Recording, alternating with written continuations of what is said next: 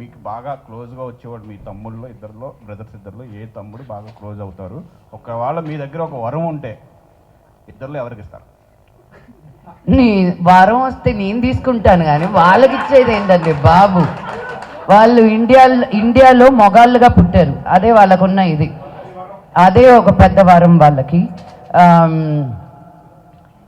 కుడికన్నా ఎడం కన్నా అని అడిగి నన్ను ఇంట్లోకి రానికుండా చేసేటట్టున్నారు. Pass question. లక్ష్మి గారు, లాస్ట్ టైం ఒకసారి మోహన్ బాబు గారు చెప్తూ ఒక సినిమాలో, అంటే ఈ సినిమాలో లక్ష్మి గారి నటన అద్భుతంగా ఉంది, నా కూతురికి ప్రపంచంలో ఎన్ని అవార్డులు ఉంటే అన్ని అవార్డులు ఈ సినిమాకి రావాలి అన్నారు. కానీ ఈ సినిమా చూస్తే మంచు లక్ష్మి గారి నట విశ్వరూపం అని చెప్తున్నారు అందరూ. ఈ అవార్డ్స్ వచ్చే సినిమా ఇది అనుకోవచ్చా? నాకు అవార్డ్స్ ఇంట్లో ఎక్కడ పెట్టుకోవాలో ప్లీజ్ లేదండి, చాలు. నాకు మీ ప్రేమ, డబ్బులు. అవార్డ్స్ వస్తే హ్యాపీ, రాకపోయినా హ్యాపీ. అవార్డ్స్ రావాలని మటుకు ఒక పర్ఫార్మెన్స్ చేస్తే యాక్టర్ ఇంకా పతనం. నేను చేసిన దానికి ఒక మంచి అప్రిసియేషన్ రావాలని మటుకు ప్రతి యాక్టరు కోరుకుంటారు, నేను కూడా అంతే. అడేనా డైరెక్టర్ గారు, ఇది ఎర్రగుడి కథ అన్నారు కదా, అనంతపురం జిల్లా గుత్తి మండలంలో ఉన్న ఎర్రగుడి కథ ఏదండి? యాక్చువల్గా కర్నూలు అంటే ఎర్రగుడి ఒక 3-4 చోట్ల ఉంది. కడపలో ఉంది, కడప కర్నూలు బార్డర్లో ఉంది యాక్చువల్గా ఆ ఎర్రగుడి కథ. మాది రాయలసీమనే. సో రాయలసీమ గుళ్ళు గోపురాలు ఒకప్పుడు అవశేషాలుగా, ఇప్పుడు యాక్చువల్గా వాటిని పోషించే వాళ్ళు కూడా లేరు.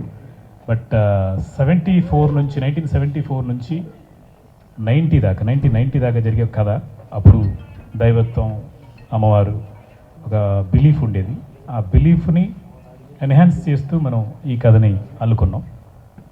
సో డెఫినెట్గా మంచి సినిమా అవుతుంది సార్ ఇది. లక్ష్మి గారు, నా పేరు రాజా అండి. ఎక్కడండి? హాయ్, నా పేరు రాజా అండి, ఐ డ్రీమ్ మీడియా నుంచి. మేడం, మీరు చాలా నాకు మంచిగా రాస్తారు I dream. Thank you so much, I really appreciate it. Because నా వర్క్ని ఫాలో చేస్తూ, not just as an actor, నా టీచ్ ఫర్ చేంజ్ వర్క్ని కూడా ఫాలో చేస్తూ అప్రిషియేట్ చేస్తూ ఉంటారు. So thank you I dream. మా వర్క్, మా team is very very happy with everything that you do. Because మీరు రాసినందువల్ల చాలామంది చదివి ఆ స్కూల్స్కి డొనేట్ చేయడం జరుగుతుంది. మా ఉద్దేశం కూడా అదే. నేను చేశాను కాబట్టి మీరు చేయకూడదు అని కాదు, నేను వెళ్ళాను కాబట్టి మీకు కూడా తెలుస్తుంది అక్కడ ఇంకా ఇన్ని స్కూల్స్ ఉన్నాయని, అదే నా ఉద్దేశం. So thank you very much madam. Madam 2 questions. అందరికీ 2 క్వశ్చన్, ఒకటే అడగండి. సరే, మీరు మిమ్మల్ని ఇంత పొగిడాను కదా, 2. Okay madam, Lakshmi Prasanna pictures banners ఎంత ట్రెండ్ క్రియేట్ చేసింది, ఎన్ని రికార్డ్స్ క్రియేట్ చేసింది, అవి అందరికీ తెలుసు మేడం. అదొక చరిత్ర. అయితే ఇప్పుడు ఇండస్ట్రీలో ఏ ట్రెండ్ వచ్చినా సరే, అంటే ఒక పాన్ ఇండియా మూవీ వచ్చినా, ఇంకో కొత్త మేకింగ్ వచ్చినా, యాజ్ ఏ యాక్టర్స్గా కానీ ప్రొడ్యూసర్స్గా కానీ మంచు ఫ్యామిలీ నుంచి ప్రతి ఒక్కరూ ఆ ట్రెండ్ పట్టుకుంటున్నారు. ఇప్పుడు పాన్ ఇండియా, మీ ఫ్యామిలీలోనే 2 పాన్ ఇండియా మూవీస్ వస్తున్నాయి, అక్కడ కన్నప్ప కానీ ఇక్కడ ఆదిపర్వం కానీ. అంటే ఇలా ప్రతి టైంకి అప్డేట్ అవుతూ సినిమా మీద ఇంత లవ్ చూపించడానికి మీకు ఏ డ్రైవింగ్ ఫోర్స్ పనిచేస్తుంది? ఇంత ఎఫెక్షన్ ఎలా వస్తుంది ఇన్నేళ్ళ తర్వాత కూడా? మీ పేరేంటన్నారు? నా పేరు Raja madam. Raja, what a beautiful question, thank you. This is a బేసిక్గా చెప్తా, ఈ పదం మట్టుకు నన్ను వదలట్లేదు. నేను ఏమైనా అన్నా, ఇప్పుడు ఏదైనా మాట్లాడాలంటే నాకే సిగ్గా. బేసిక్గా this is a bread and butter.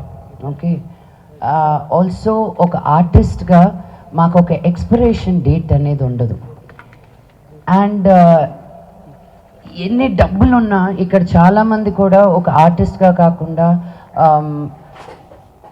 Engineer గాను, ఒక డిగ్రీ ఫినిష్ చేసుకోనో, ఫార్మసీ గాను, అన్నీ ఏదో ఒకటి చేసి మళ్ళీ సినిమాల్లోకే వస్తారు. అది చాలామందికి ఇక్కడ ఉన్న వాళ్ళందరిలో ఎవరికో ఉన్న ఒక రైటర్ అవ్వాలని ఉంటుంది. 24 క్రాఫ్ట్స్లో ఏదో ఒక క్రాఫ్ట్లో సినిమాలోకి వచ్చారో రాలేదో చూసిన ప్రతి వాళ్ళకి ఏదో ఒకటి సినిమాలో చేయాలని అనిపిస్తుంది. మాకు కూడా అంతే. కానీ అందరికీ ఆ బ్లెస్సింగ్స్ ఉండవు.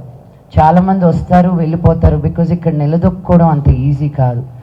బట్ మా నాన్నగారు సక్సెస్ గురించి ఎక్కువ నేర్పించారో లేదో కానీ ఫెయిల్యూర్ గురించి మటుకు చాలా బాగా నేర్పించారు.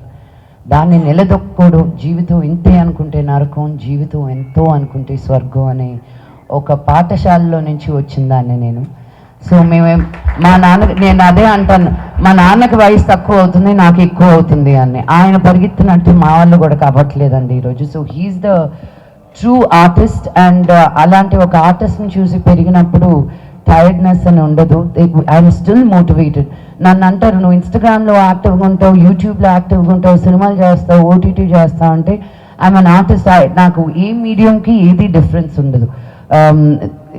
ఈ కెమెరా అయినా ఒకటే, పెద్ద కెమెరా అయినా ఒకటే.